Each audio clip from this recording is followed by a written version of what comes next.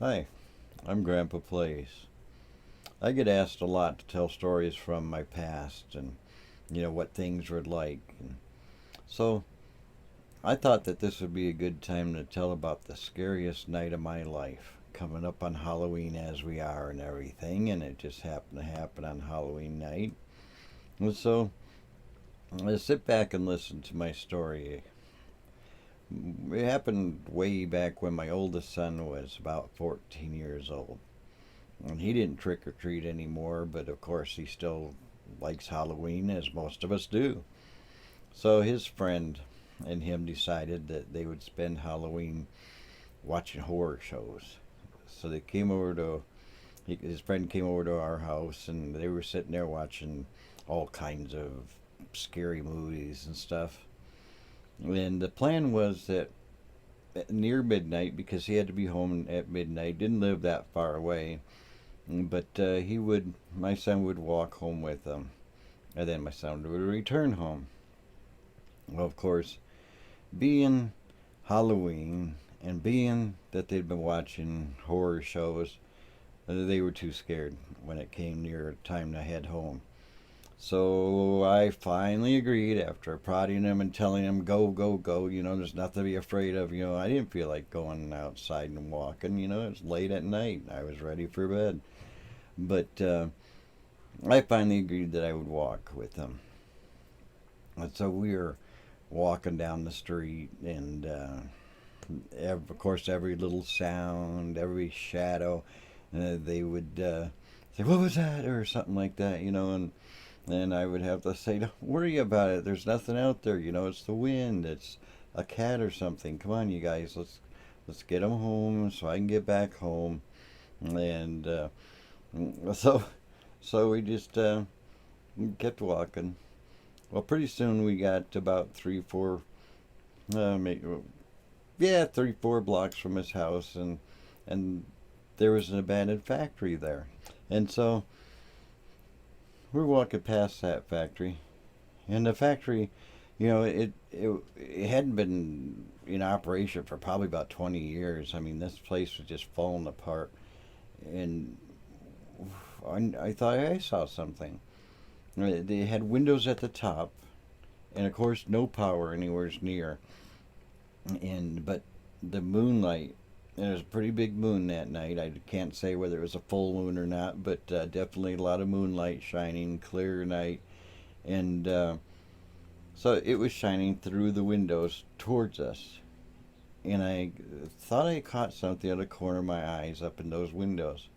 So I stopped and looked, and I saw what looked like a black figure, almost like a monkey, um, going from one side of the factory to the other up in the metal rafters.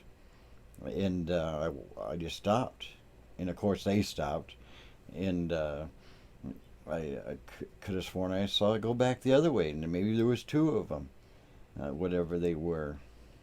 And of course, my son and his friend looked to see what I was looking at. I didn't take my eyes off the window, but I could kind of see him out of my vision, looking up at it.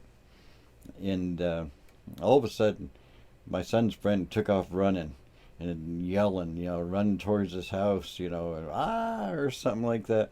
And and my son went chasing after him, calling his name, and I just stood there because I wanted to see what this was, because there had to be some logical explanation because I didn't believe in spooks or monsters or anything like that. But so I walked up, and I stood there a little bit, just looking, a little bit. I got a little bit uh, hesitant to investigate as I usually do, just because this time I had clearly seen something. Not sure what I saw, but I knew I'd seen something that wasn't doing what it was supposed to do in that part of the world. So I started to finally walk towards the abandoned factory. I decided I was going to go in and see what I could find, what it possibly could be going on. So I tried, there was doors and, big garage doors and stuff, and I started trying the smaller doors, trying to find one that could possibly open. Of course, most of them were boarded up or just plain locked, wouldn't open. But finally, over on the side, I found a door, and one that would open is what I'm trying to say, of course. And I stepped inside a long hallway that appeared to go along what was probably, well, it had to have been the big open area on the other side, but this was a closed hallway going along the side of it. On pretty much the right side of the building is where I got in to a hallway with no doors on the doorways on the left side except for two. One right next to where I came in, and one way down the other end, which I couldn't see yet. But of course, I tried the door nearest to try to get in the big open area, and it wouldn't open. So I started walking down that hall.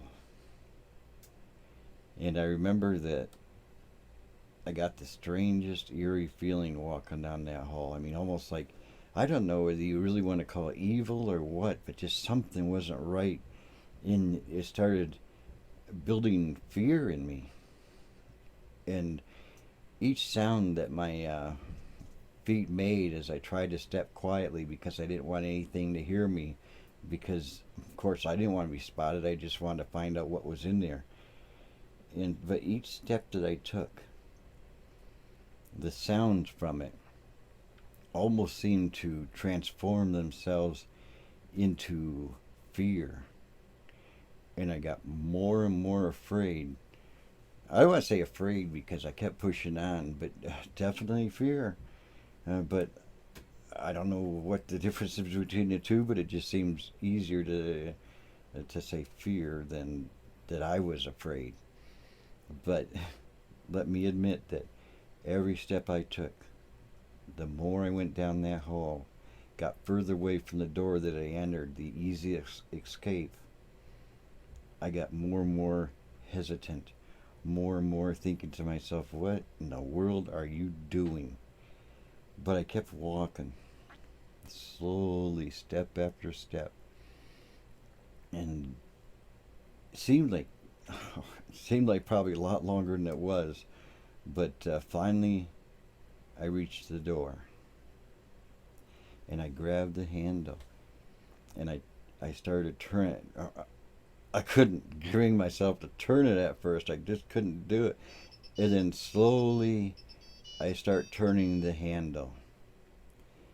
And it unlocked. Or not unlocked. I mean, it opened. It wasn't locked. It clicked. It disengaged. Whatever you want to say. But I was both happy, and I was both, shoot, why couldn't it have been locked? Then I would have had a good excuse to just leave and say I tried to get in, but it was locked, and get the bejeebies out of there. But it opened, and now I knew I had to go in. So I slowly opened the door, got it open just enough to slide through it. Didn't want to make any noises, remember, so just enough to step through it with my back against the door, kind of using it to guard my back, I guess, because I felt like the whole way down the hall like something was behind me. But I wasn't turning around. I was looking forward because I figured I'd been for there. So where I was going was where I really had to watch things. And of course, your imagination starts getting the best of you. So I kept thinking I see things, and then of course, there's nothing there. But I'm going through the door. My back's against the door. Sliding sideways, kind of looking all around, trying to find anything, see what it was so I could quick get out of there. A big bird, I don't know, but finally my entire body was inside the room, back still halfway against the door, halfway against the wall. And then suddenly, and I died again. Thanks for listening to my story. I hope you enjoyed it. If you did, share it, like it. Then you all have a good Halloween, and be safe and stay away from those factories. Bye-bye. Love you all.